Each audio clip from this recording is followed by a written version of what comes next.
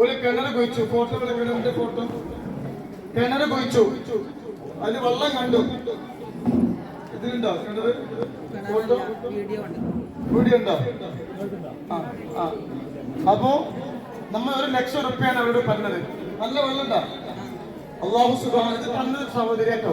ഞങ്ങൾ പാപ്പ ഇത് തന്നൊരു സഹോദരി കിണറിന് കൊടുക്കാന്ന് പറഞ്ഞത്. ഒരു 50,000 തന്നില്ലേ? ഇത് 50,000 ഞാൻ കൊടുക്കാൻ. അള്ളാഹു ബർക്കത്ത് നൽകട്ടെ. ഇത് തന്നവർക്ക് അള്ളാഹു ദുനിയാവിലും ആഖിറത്തിലും അർഹമായ പ്രതിഫലം അള്ളാഹു നൽകട്ടെ. ഇൻഷാല്ലാ കിണർ കുഴിച്ച വീഡിയോ 1,50,000 നമ്മൾ കൊടുത്തു.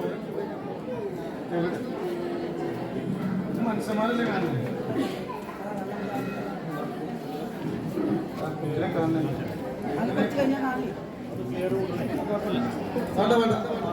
വേണ്ട ഇൻഷാല്ലാ ആ കിണറിന്റെ പൈസ കൊടുക്കാൻ രണ്ടാമത്തെ കൊടുക്കും. അള്ളാഹു ബർക്കത്ത് ചെയ്യട്ടെ. തന്നവർക്കുള്ള സന്തോഷം അള്ളാഹു നൽകട്ടെ.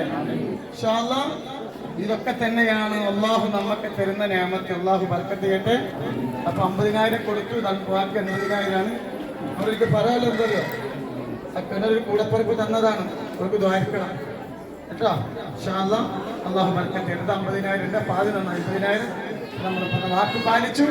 അള്ളാഹു ബർക്കത്ത് നൽകട്ടെ. സന്തോഷം അള്ളാഹു നൽകട്ടെ കേട്ടോ. ഇതൊക്കെ നാട്ടുകാർ തരുന്ന പൈസ. അപ്പൊ അതൊക്കെ കൊടുക്കുമ്പോൾ ആളുകൾ അറിയണം. ചില ആൾക്കാർ പറയും വലത്തെ കൈ കൊടുക്കണം, ഇടത്തെ കൈ അറിയരുതായിരുന്നു. നൂറെ ഹബീബിൽ അങ്ങനെയല്ല. വലത്തെ കൈ അറിയും, ഇടത്തെ കൈ അറിയും. അള്ളാഹു ബർക്കത്ത് ചെയ്യാൻ.